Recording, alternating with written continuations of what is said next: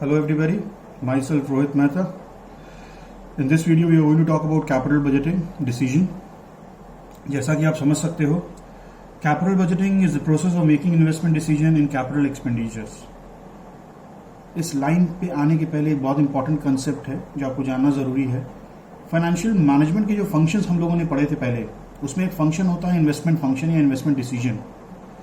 ये बहुत important function है फाइनेंशियल मैनेजमेंट का. इसमें होता क्या है कि कोई भी कंपनी जब किसी तरह का कैपिटल एक्सपेंडिचर करती है, कैपिटल एक्सपेंडिचर की कुछ एग्जांपल्स आप देख सकते हो, मेंशन किया हुआ है.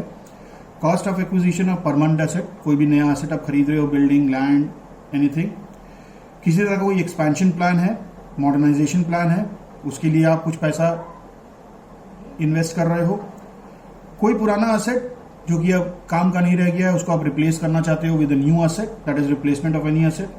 किसी तरह का रिसर्च एंड डेवलपमेंट कॉस्ट, ये सारे जो कॉस्ट होते हैं ये आपके रेगुलर नहीं होते हैं नेचर में. That's why they are taken as capital expenditure. क्यों?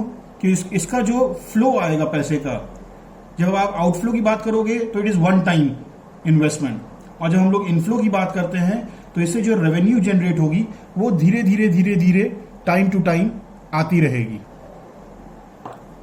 इसीलिए कैपिटल बजटिंग एक बहुत इंपॉर्टेंट डिसीजन है जब हम लोग बात करते हैं फाइनेंशियल मैनेजमेंट का. तो आते हैं, what are the important features of capital budgeting. पहला इंपॉर्टेंट फीचर है, it involves large investments. Large investments का मतलब बहुत सारा पैसे का जरूरत पड़ता है, लार्ज अमाउंट ऑफ फंड्स. और सबसे बड़ी चीज है कि ये फंड्स इसलिए जरूरत पड़ती है ताकि आप कोई भी फ्यूचर के डिमांड को in terms of assets, in terms of plant and machinery, in terms of buildings, in terms of R&D cost, इसको आप इससे कवर अप कर सको. इसलिए इसका इंपॉर्टेंस बढ़ जाता है. दूसरा होता है long term commitment of funds. For example की हम लोग एक एग्जाम्पल लेके हम लोग इसके बारे में बात करते हैं. सपोज आपने एक असेट खरीदा जिसकी कीमत 10 करोड़ रुपए है. अब वो 10 करोड़ रुपए आप इमीडिएटली अपने बैलेंस शीट पे दिखा तो नहीं सकते हो, because 10 crore is a huge amount. तो वहां पे क्या होता है, आप उसको एक कैपिटल एक्सपेंडिचर एक्सपेंसेस के तौर पे दिखाते हो, जिसमें आप ये दिखाते हो कि इससे जो रेवेन्यू जनरेट होगा वो over a period of time होगा. मतलब मान लेते हैं फॉर एन एग्जाम्पल, वो जो मशीन आपने खरीदी 10 करोड़ की, वो हर साल आपको 1 करोड़ का रेवेन्यू जनरेट करके दे रहा है, the costing part of the machine. तो it will take around 10 years of time to cover up that 10 crore. तो आप समझ सकते हो आज का इन्वेस्टमेंट बहुत ही लॉन्ग रन के लिए है. That's why you can see long term commitment of funds. ये शॉर्ट टर्म 1 साल 1.5 साल के लिए नहीं होता है. तीसरा, it is irreversible in nature. बहुत इंपॉर्टेंट पॉइंट है, as it involves a very huge amount.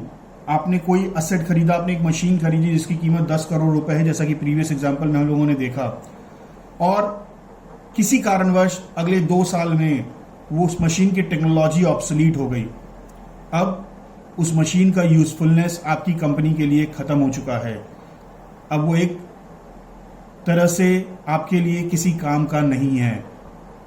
तो उस जगह पे अब वो जो आपने डिसीजन 2 साल पहले लिया था, वो डिसीजन अब इररिवर्सिबल हो जाता है. मतलब उसको आप रिवर्स नहीं कर सकते. आप उस एसेट को कहीं बेच के निकल नहीं सकते हो. क्यों? क्योंकि वो एक जंग हो गया अब आपके लिए. उसका कोई भी यूजफुलनेस नहीं है. आप उसको कबाड़ की तरह यूज करोगे, कबाड़ वाले को बेच सकते हो, कोई दूसरा उसको खरीदने के लिए तैयार नहीं होगा, because the technology is obsolete now. So इसीलिए बहुत इंपॉर्टेंट होता है जब आप डिसीजन लेते हो कि ये ध्यान रखना है कि ये डिसीजन आगे जाके इररिवर्सिबल रहेगा. आप इसको वापस नहीं कर सकते हो, क्योंकि आप उस एसेट को वापस से डिस्पोज ऑफ नहीं कर पाओगे. चौथा जो फीचर आप इंपॉर्टेंट देख सकते हो, वो फीचर है long term effect on profitability. Capital budgeting decision always have a long term and significant effect on the profitability of the concern. यही नहीं कि present earning of the firm पे सिर्फ इफेक्ट करता है, जबकि ये जो आगे आने वाले सालों में जो प्रॉफिटेबिलिटी कंपनी की होगी उसके ऊपर भी काफी असर डालता है. जैसे हम लोगों ने जो असेट की बात की, आप मानते हो 10% से वो डेप्रिशिएट करेगा. किसी कारणवश मशीन 10% की जगह जल्दी खराब होना शुरू हो जाए तो आपके प्रॉफिटेबिलिटी पे फ्यूचर में जाके इफेक्ट पड़ सकता है। And last in this which is not written here, difficulties. बहुत सारे प्रॉब्लम्स आते हैं जब हम लोग कैपिटल बजटिंग की बात करते हैं, क्योंकि इसमें बहुत इंपॉर्टेंट पॉइंट्स हैं जो कि कवर होते हैं। Points such as discounting rate, points such as future cash inflow को एस्टिमेट करना, ये सारे डिसीजंस बहुत आसान नहीं हैं।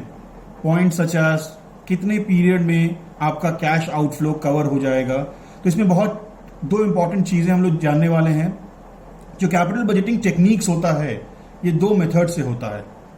पहला मेथड होता है जो कि नॉर्मल है, जिसको हम कहते हैं non discounting, non DCF technique, non discounting technique, और दूसरा होता है डिस्काउंटिंग टेक्निक। नॉन डिस्काउंटिंग जैसा कि नाम सजेस्ट करता है, रुपए की वैल्यू जो आज है वो अगले 2 साल बाद भी वही रहेगी, 5 साल बाद भी वही रहेगी और 20 साल बाद भी वही रहेगी।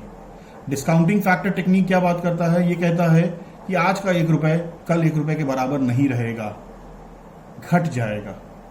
अब ये कंसेप्ट जो है डिस्काउंटिंग रेट और नॉन डिस्काउंटिंग रेट, ये हम लोग अगले वीडियो में बहुत ही इलैबोरेटिव फॉर्म में जानेंगे।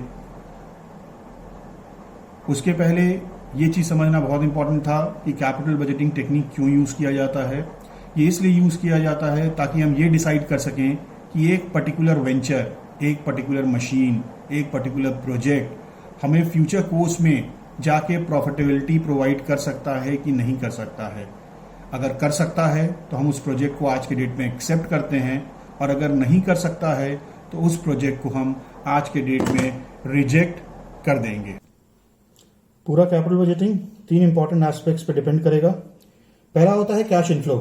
कैश इनफ्लो का मतलब जो भी एसेट आप एक्वायर कर रहे हो वो आपको फ्यूचर में कितना कैश इनफ्लो देगा, मतलब वो कितना अर्निंग आपको करके बेसिकली देगा। तो जैसे आपने मान लीजिए, हम लोगों ने एग्जांपल लिया था 10 करोड़ का आपने एक मशीन लगाया, तो मशीन हर साल 1 करोड़ रुपए का रेवेन्यू जनरेट कर रहा है, तो इसका मतलब है कि हर साल वो बेसिकली आपके लिए कैश इनफ्लो 1 करोड़ का कर रहा है। दूसरा इंपॉर्टेंट एस्पेक्ट है कैश आउटफ्लो।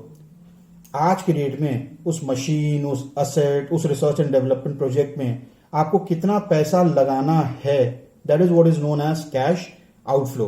तीसरा एस्पेक्ट डिस्काउंटिंग फैक्टर्स में यूज किया जाता है, जैसे कॉस्ट ऑफ कैपिटल बेसिकली कितना है, या डिस्काउंटिंग रेट क्या चल रहा है।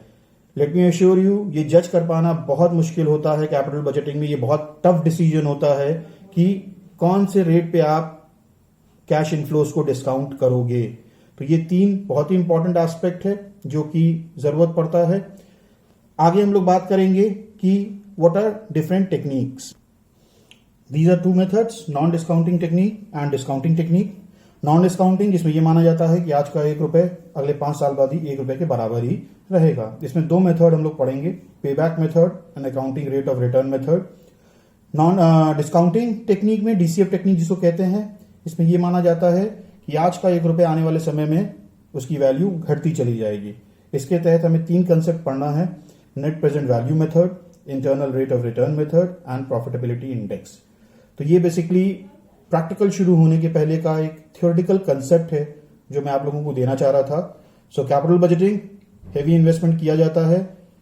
हेवी इन्वेस्टमेंट का जो रिटर्न आता है वो तुरंत नहीं आता है, it takes time, over a period of years आपको मिलता है। डिस्काउंटिंग रेट होता है इसमें, जिसके थ्रू आप कॉस्ट ऑफ कैपिटल के रेट ऑफ डिस्काउंट से आप उसको कैश इनफ्लोज को डिस्काउंट करते हो। इसके अलावा इरिवर्सिबल इन नेचर है, आप जल्दी इसको पलट नहीं सकते हो। तो ये छोटे छोटे कंसेप्ट्स हैं जो कि इंपॉर्टेंट है कैपिटल बजटिंग में। सो अगला वीडियो जो आएगा वो आएगा पेबैक मेथड के बारे में, क्या होता है पेबैक मेथड और कैसे हम उसका कैलकुलेशन करते हैं। Thank you for now.